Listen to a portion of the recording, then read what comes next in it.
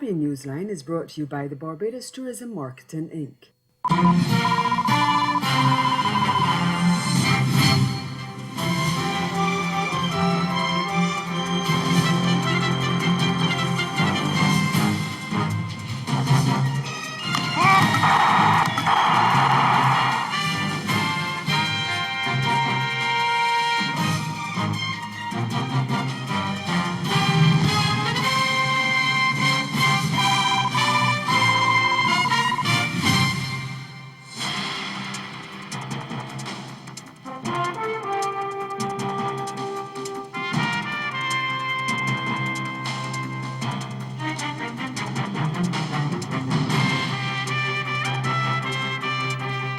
Threats of a lawsuit against Suriname's embattled government. That's our top story in Caribbean Newsline for Wednesday, April 26. From the CMC News Center in Bridgetown, I'm Nicole Best. Good evening. Protests against the Desi Bouterse administration are intensifying, and trade unions and other civil society groups say they will file a lawsuit against the government for violating their fundamental rights. Various groups have been staging anti-government protests over the past few days, and their threat of legal action follows moves by authorities on Tuesday to prevent them from holding a demonstration at Independence Square in the capital, Paramaribo. The unions had planned to present a petition to the Speaker of the House and had applied for license as is required by law. But the District Commissioner changed the planned route of the protest march unilaterally and without their consent. As a result, the protesters were not allowed to enter Independence Square. Only 6 protesters were allowed to go into the National Assembly to present the petition to the Speaker, Jennifer Gleerings-Simons, who has promised to launch an investigation into why the demonstrators were barred from the square. This was the 6th time this month that thousands of people chanting anti-government slogans have taken to the streets to protest what they say is the administration's mismanagement and to call for the hike in fuel prices to be revoked. Over in Trinidad and Tobago, the oil spill that resulted from a rupture of one of the tanks at state-owned oil company Petrotrin on Sunday is worse than officials first thought, and an investigation has been ordered. Petrotrin had initially estimated that only about 20 barrels of oil had leaked. But as we hear in this report from CNC3's Cindy Raghubar Tikasing, it was actually 300 barrels worth of oil that spilled into the sea. At midday on Tuesday, the oil refinery company gave an updated figure which was 15 times the initial estimate. Quote, Incident Command Center indicates that approximately 300 barrels have entered the sea, and tidal conditions suggest that the oil is heading in a southwesterly direction, end quote. Most may remember the December 2013 oil spill that washed miles of shorelines along southwest Labre beaches. Everyday life was significantly impacted, with cooking prohibited, many falling ill, others moving out due to the nauseating and hazardous scents permeating the community. Residents have experienced smaller-scale spills since that time and once again may have to brace for another hit. Aerial photos received by CNC3 show the scale of this most recent spill. And with images like these taking the fore, Petrotrin assures it has implemented a wildlife rehabilitation plan and says it will ensure cleanup is completed in a timely manner with crews working around the clock.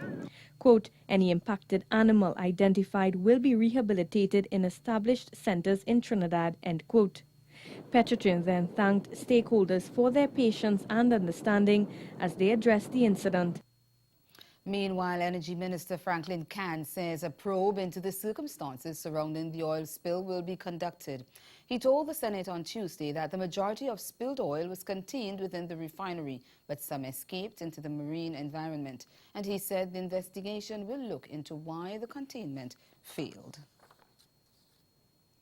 A DNA data bank, and we're staying in the Twin Island Republic of Trinidad and Tobago. This DNA data bank that will help police catch murderers and other criminals is closer to being established. And while National Security Minister Edmund Dillon didn't say exactly when it would be ready, he's assuring it will make a significant dent in crime. As we hear from Renasa Cutting of TV6 News, the data bank is part of overall efforts to boost detection capacity.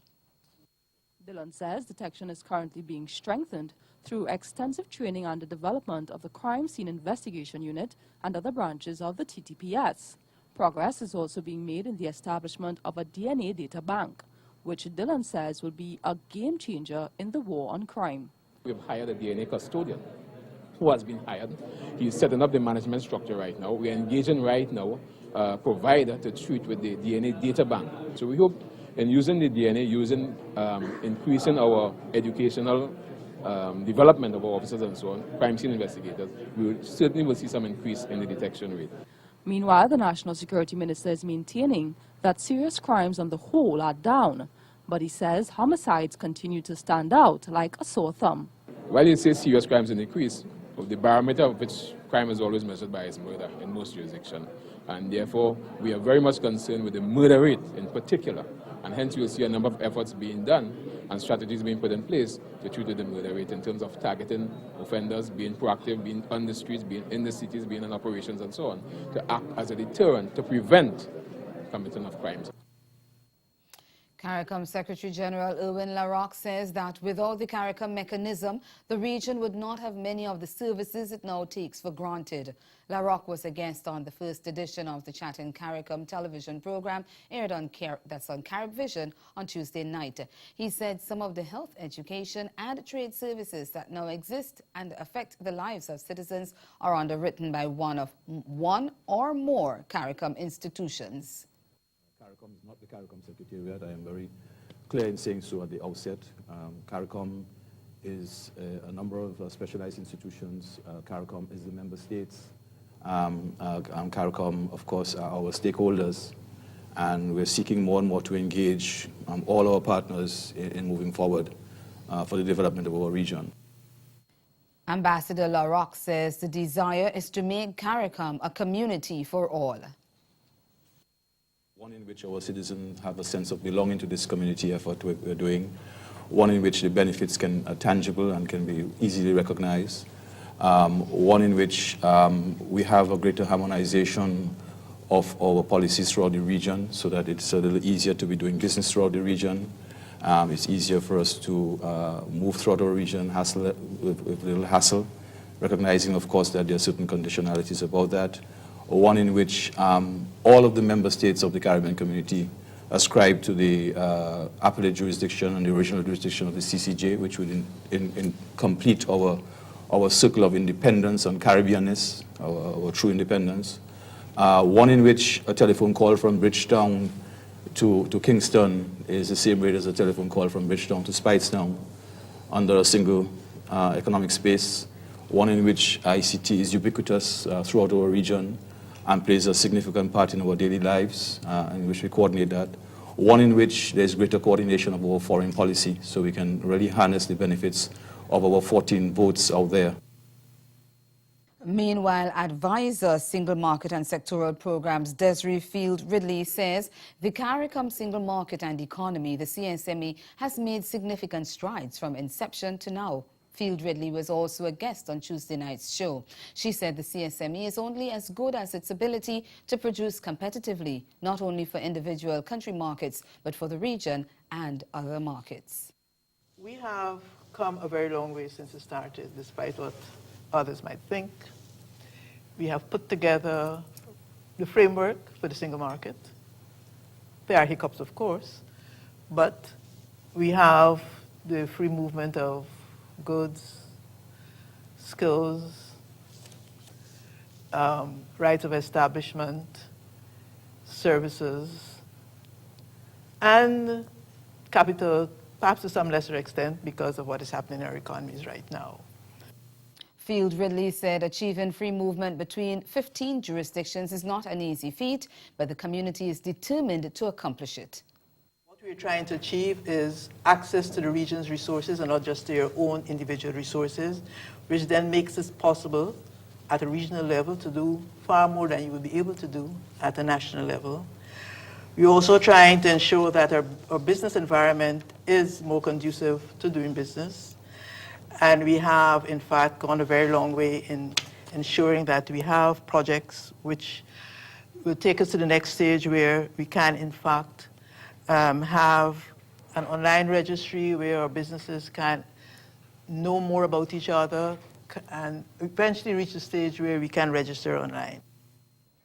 Still to come in Caribbean Newsline, Barbados objects to the U.S. describing it as a major money laundering nation. Stay with us. There's more news after this break.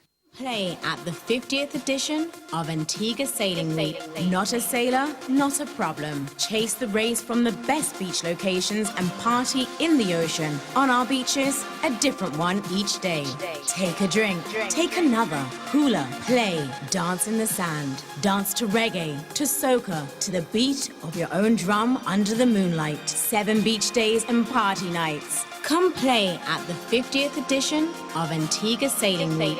April 29th to May 7th, 2017. Are you up for the challenge?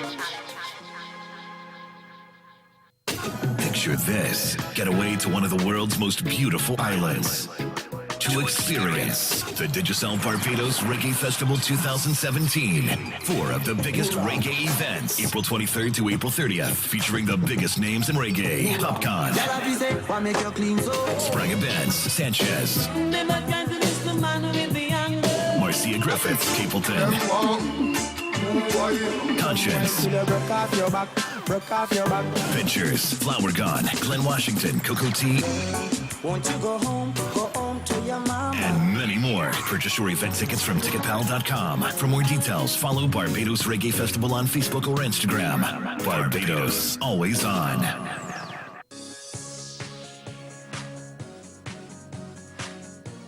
Don't worry. I'll help. In average, your kids grow 2 centimeters and gain 1.5 pounds every 120 days. But more than 50% leave food that helps them to grow. Pediasure is the only nutritional supplement with 25 essential vitamins and minerals clinically proven that gives them a complete and balanced nutrition to help kids grow. What are you waiting for? Give them Pediasure today to support their healthy growth.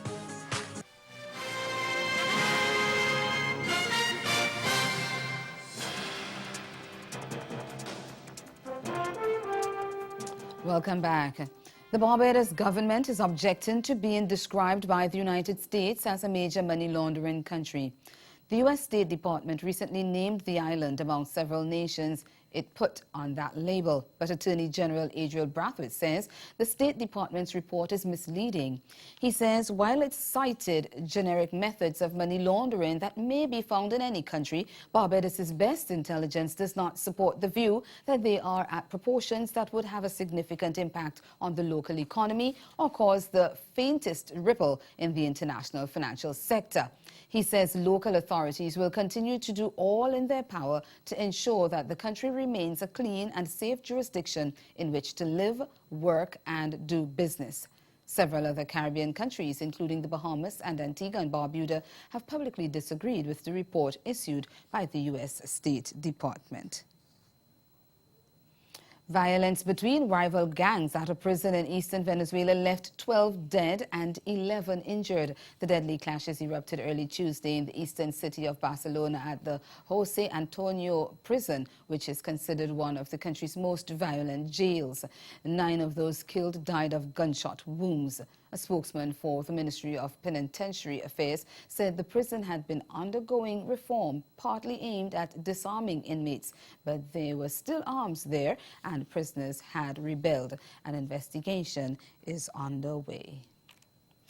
In Grenada, political leader of the National Democratic Congress, Nazim Burke, is calling on Government Minister Oliver Joseph to apologize to the Grenadian people for what he says are misleading statements. Burke told a media conference that Joseph's claims that a settlement was reached between investor of the Mount Hartman multi-million-dollar project, Charles Liu, and the United States Security and Exchange Commission, SEC, was untrue. Last year, the SEC laid charges against Liu and his wife, Xin-Lisa Wang, for defrauding over 50 investors in China of $27 million. The couple told the would-be investors that their money was being used for the construction of a proton therapy cancer treatment center, which would create more than 4,500 new jobs and have a substantial impact on the economy of Grenada. They also promised foreign investors an opportunity for future U.S. residency.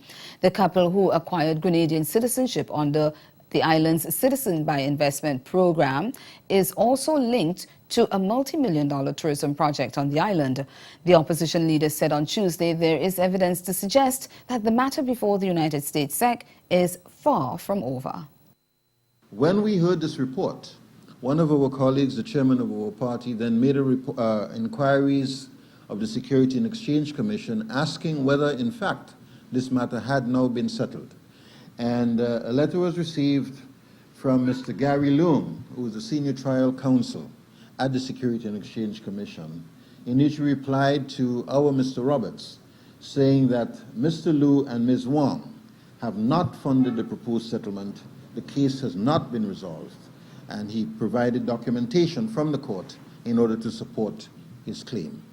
These are issues which can be easily established, can be easily proved by the media, to show that they're not true.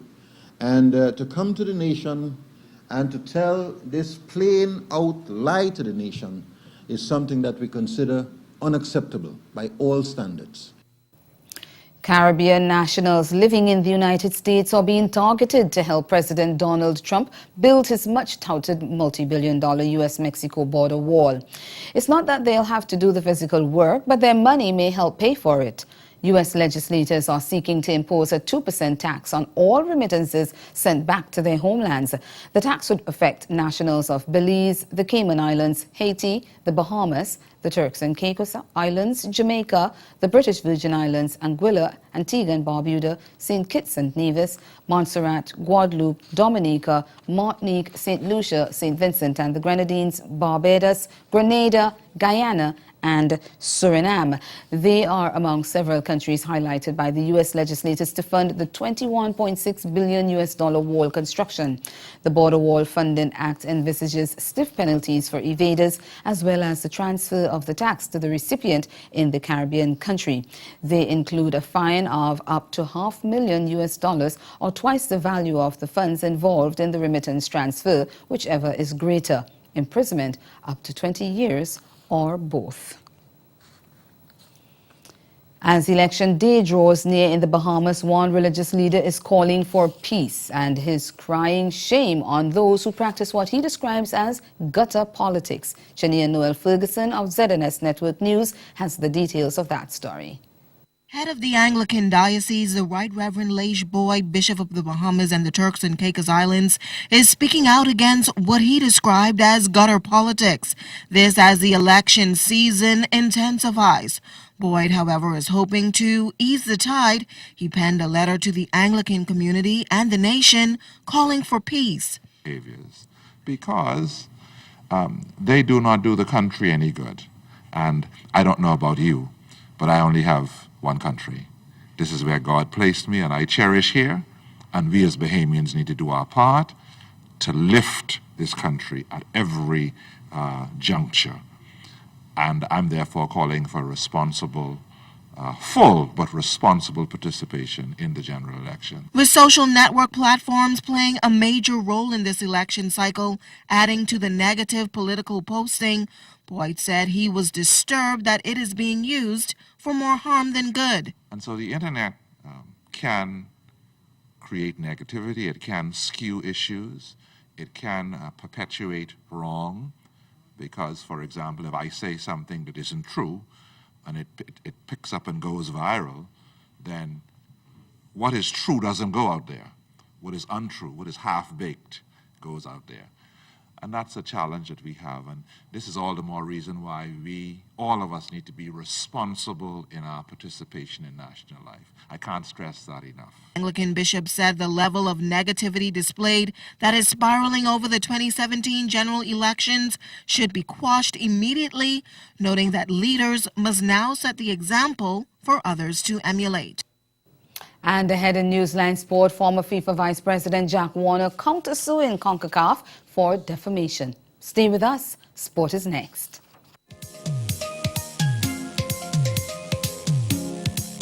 If you like dancing and whining and fretting till the morning, if you like drinking, masquerading, live music always playing, if you like islands of blue seas where people always smiling, if you like street jams and bandstands where people will be jamming, don't you miss this time, no. In this country I'm a 43.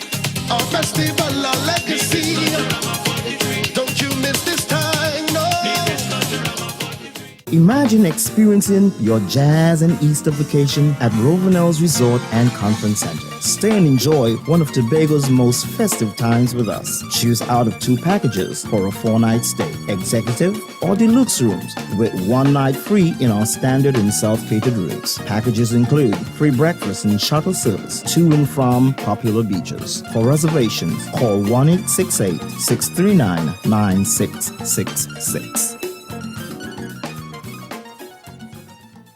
The most anticipated musical experience returns. Join us throughout beautiful Tobago as we celebrate the universal language with performances by Grammy Award winner D'Angelo, legendary singer Grace Jones, Shabba Ranks, Morgan Heritage, Ellen Trotman Test the Band, and many more. The 2017 Tobago Jazz Experience, April 22nd to 30th.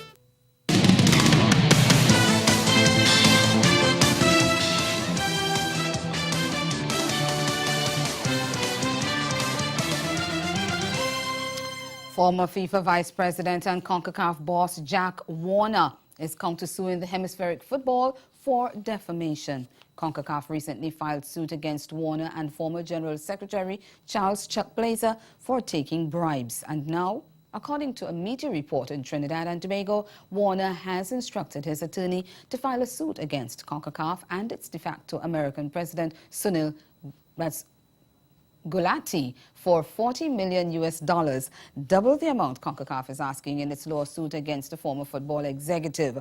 Warner dismissed the allegations, saying the accusations being made have been repetitive and ancient, and questioned why he's been targeted by football's regional authorities. The former FIFA vice president believes the lawsuit against him stems from vindictiveness due to the inability of the U.S. to acquire the hosting rights for the 2022 World Cup, which was awarded to Qatar. He also criticized the current CONCACAF administration for the poor quality of its management of the sport. Warner and Blazer are accused of accepting millions of dollars in bribes from companies and foreign governments in exchange for votes and broadcasting rights in major international soccer tournaments. Staying in football, Soca Warriors head coach Dennis Lawrence believes preparation is now critical for the Trinidad and Tobago football team as they continue their bid for another berth at the World Cup finals. TNT is getting set to take on Grenada in an international friendly this weekend as a precursor to World Cup qualifying matches against the United States and Costa Rica in June. Lawrence says the friendly augurs well for players who will be almost inactive during the Pro League season. TNT will play the United States in Colorado on June 9 and then Costa Rica in San Jose on the 13th. Lawrence stressed the importance of the team getting points in those away games. Switching sport, West Indies have been slapped with a fine for slow overreach, adding to the pain of their 7-wicket defeat in the opening test against Pakistan on Tuesday. International Cricket Council match referee Chris Broad ruled that the Caribbean side was 1 over short of their target during the contest at Sabina Park. Each player was fined 10% of his match fee, while Captain Jason Holder attracted a 20% fine in keeping with the ICC Code of Conduct. The ICC statement said Holder pleaded guilty to the charge and accepted the sanction, ruling out the need for a formal hearing. The ICC said if West Indies commits another minor overrate breach in a test within 12 months of this offence, with Holder as captain, it will be deemed a second offence by Holder and he will face a suspension. West Indies will seek to level the 3-match series when they take on Pakistan in the second test starting on Sunday at Kensington Oval in Barbados. The final test is set for Windsor Park in Dominica from May 10 to 14. Meanwhile, speedster Shannon Gabriel will part with half of his match fee after being found guilty by the same ICC match referee of deliberately bumping Safaraz Ahmed during the test. The ICC said in a statement that after Gabriel's over during the 4th day's play, as he collected his cap from umpire Richard Illingworth, he made deliberate physical contact with non-striker who was standing in his crease. Gabriel was subsequently charged under the ICC Code of Conduct on matters relating to inappropriate and deliberate physical contact with a player and admitted to the offence. He also accepted the fine. Former Trinidad and Tobago cricketer Prince Charles Smith Bartholomew has died. The San cricketer played first-class cricket from 1969 to 1978. Bartholomew's most successful season with both bat and ball was in 1970-71, scoring 325 runs at an average of 40.62 and taking 27 wickets at 21.96. He scored 95 not out and 53 not out for Trinidad against Guyana in the Shell Shield, which Trinidad won. He captained Trinidad and in the 1975-1976 season when they shared the Shell Shield title with Barbados, and captained East Trinidad in most of their first-class matches from 1971 to 1979. Prince Bartholomew died at the age of 77. Over to athletics now. The Guyana Olympic Association is hailing the success of the team that participated at the recent Carifta Games in Curacao. Guyana picked up 8 medals overall this year. That's an increase by 3 medals which they earned at the Games in Grenada in 2016. As an incentive, the GOA has increased funding for athletes.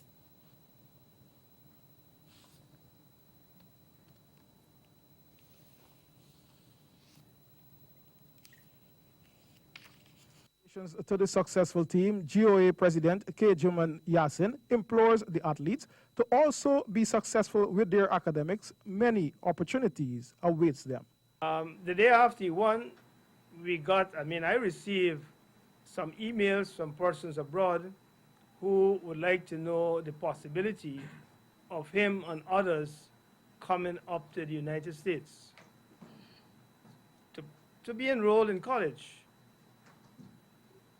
We will look at that, but I always say that with sports academics go together. Those of you who are in school, please ensure that you do well, because if you do well and you do well in your athletics, you have a golden opportunity of getting scholarships to prestigious colleges. You could pick and choose. President of the GOA. And that's the sport. Stay with us. We'll be right back. To the 21st edition of the St. Kitts Music Festival from the 22nd to the 24th of June, featuring Shabaranks, Ultimate Rejects, The Boozman, Mobado, Jack Hugh, DJ Private Riot, and back together again, Square One.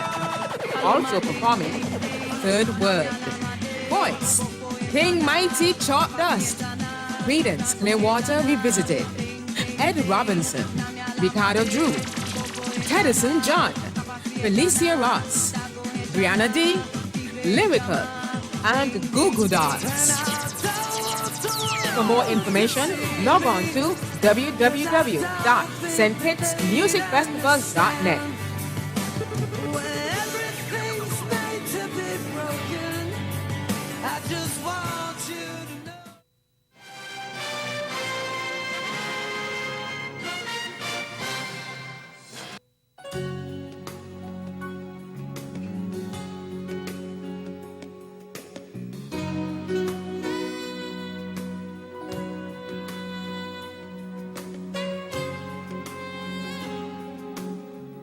Again, the major developments of this day. Trade unions and other civil society groups in Suriname to file a lawsuit against the government for violating their fundamental rights. And in sport, former FIFA Vice President Jack Warner countersuing CONCACAF for defamation. That's Caribbean Newsline. For news and sport around the clock, log on to KanaNews.com. We'll be back here again tomorrow. But from all of us at CMC News, thank you for joining us and do have yourselves a good night.